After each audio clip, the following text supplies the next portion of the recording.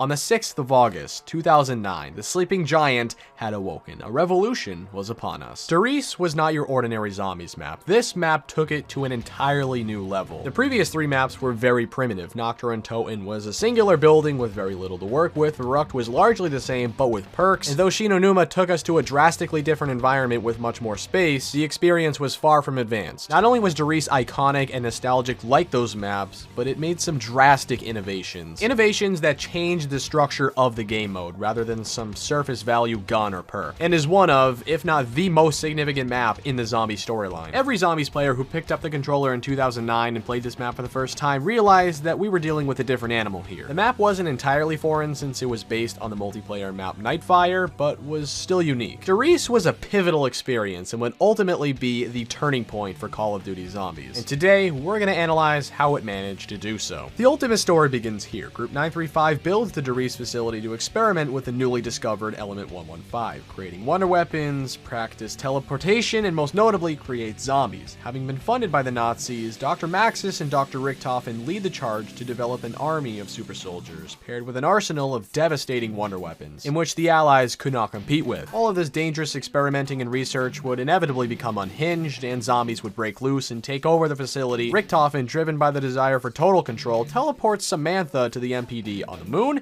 and Maxis to the crazy place in Origins. In the MPD on the moon, Samantha would become corrupted by the dark ether and control the zombies, which is really where it all began. A large portion of the zombie storyline is revolved around this map. It is extremely important. All of the integral research done by Group 935 is uncovered in this map. The ray gun, Wunderwaffe DG2, and Symbol Monkeys were all developed in this facility, along with, of course, the zombies and the hellhounds. And there is a lot of very important character development, especially between Richthofen and Maxis. We see Richthofen go from essentially a normal scientist to a madman trying to take over the universe. At the Riese facility, the concept of teleporters, wonder weapons, and zombies were all engineered. These are all integral components that have become so common in zombies maps that we hardly even pay attention to them anymore. That's how regular they are. Literally every single zombies map has a wonder weapon. Literally every single zombies map has zombies in them. And a lot of maps contain teleporters, monkey bombs, and the Bowie knife, which were all crafted in Riese. I presented to you a very brief summary of what went on at Riese. There are many other scientists, many other details, and it goes much deeper, but really what's important to know is that everything originated here. Of course, there were zombies in maps prior to Riese, but chronologically, this map took place before that. Clearly, Riese is a prominent fixture in the storyline, but it's also noteworthy for its gameplay. The player spawns in with 2 clear objectives. 1, to turn on the power, and 2,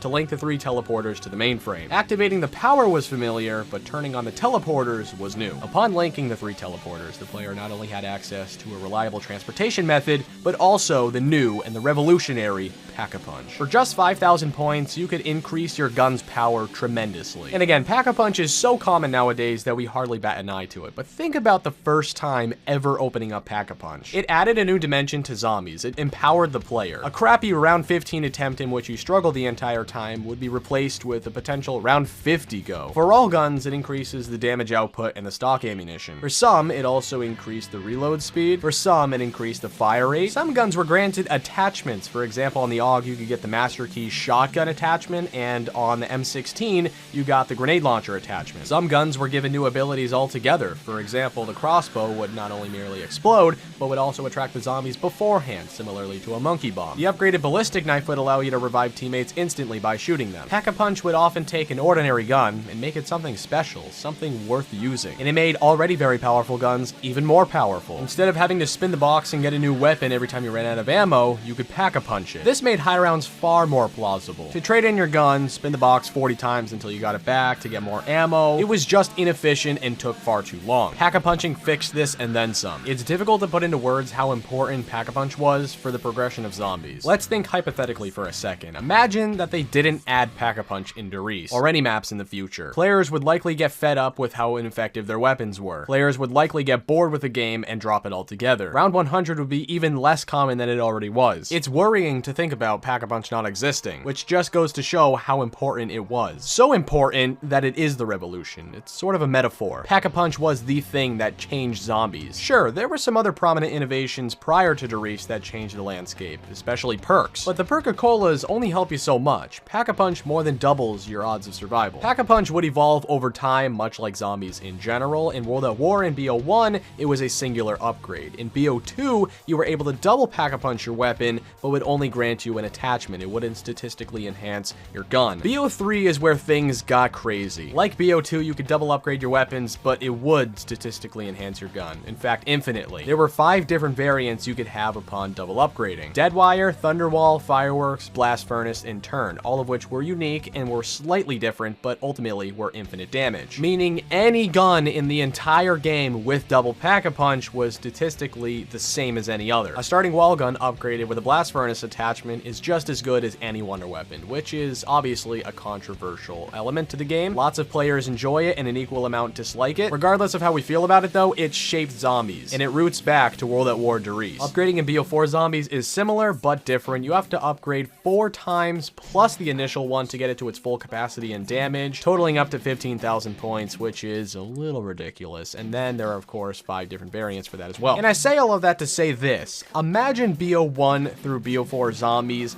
without Pack-a-Punch. Imagine not being able to upgrade weapons. How powerful will the wonder weapons be? How would training and camping strategies differ? Would players even want to continue playing? Would zombies exist in these games? The innovation of Pack-a-Punch on Riese was astronomical and, of course, revolutionary. The returning features such as perks and traps on top of these innovations is what made Riese so amazing. I picture World at War zombies as a staircase. Nocturne Totem was the first step, creating the mode. We took another step with Varuk by adding power and perks. We took another step with Shinonuma by adding a wonder weapon and bosses. And then there's a giant step all the way up to the top, which was Riese. Riese was the final step of the staircase, which brought us to modern zombies. But the revolution of Riese goes beyond just Pack-a-Punch. This was the first map that offered both a legitimate training strategy and a legitimate camping strategy. On Noct and Varuk, we were camping hardcore since there wasn't much space to work with. On Shinonuma, there was a lot less camping and a lot more running around since we had much more space. But with Riese, we had a combination of both. The map isn't enormous, but there is quite a bit of training room. The most commonly used areas, I would say, are next to power, next to the far back teleporter, and at the mainframe. Players had the means to run around and horde zombies if they so chose. And if they preferred camping, well,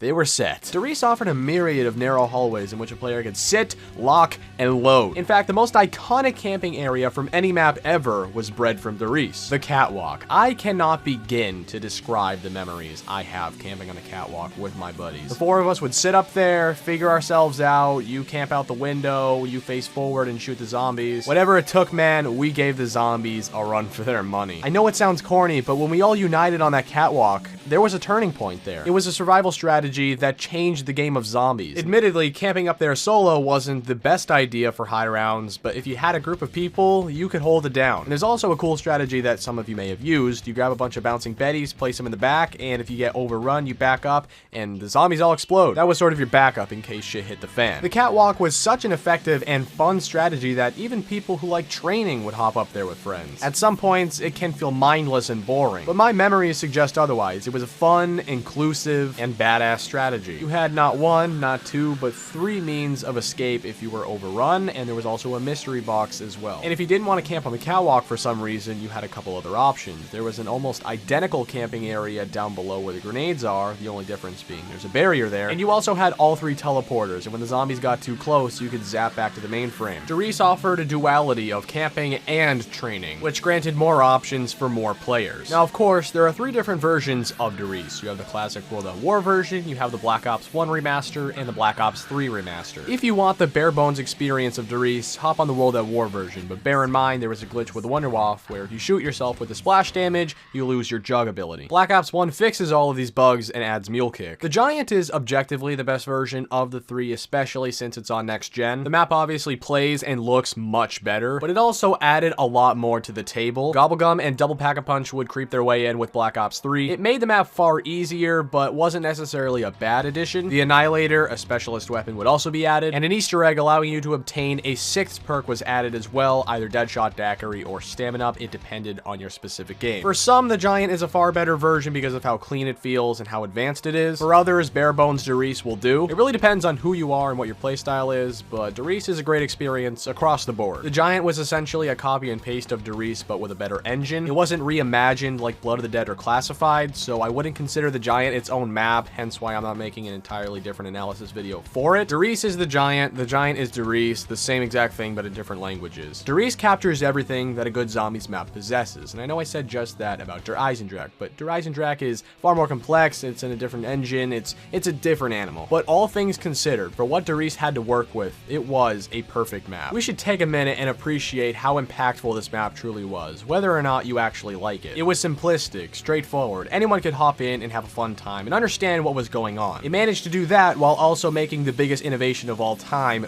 Pack-a-Punch. It created a culture and helped shape what we know now as the zombies community. It took the biggest step of any zombies map to define what we know now as modern zombies. It created long-lasting memories of my friends and I just having a blast and surviving together. And I'm sure the same thing goes for a lot of you. Much like any revolution, Riese brought major change. And if for some reason this map had never existed, well, I don't think zombies would exist. I think this is the most important zombies map ever, and it was, I'm gonna say it again, a revolution. Thank you guys so much for watching. I hope you enjoyed, and I hope you're ready for the next episode. It's gonna be Keynote or Toten. I know you're excited for that. So you're gonna subscribe, right? You're gonna keep up to date with everything, and you're gonna leave a like on this, right? Well, I would appreciate it if you did. My Twitter, Discord, and Instagram links are all in the description. It's totally free to go follow me over there, man, and you know you kind of want to because I just brought it up. Of course, let me know what you think of Riese down below in the comment section. Which version is better? Again, I apologize for not uploading this on Sunday night. I was taking a minor break, and I uploaded a different video on Sunday night. Go check that out, by the way. I hope you have a great day. Goodbye.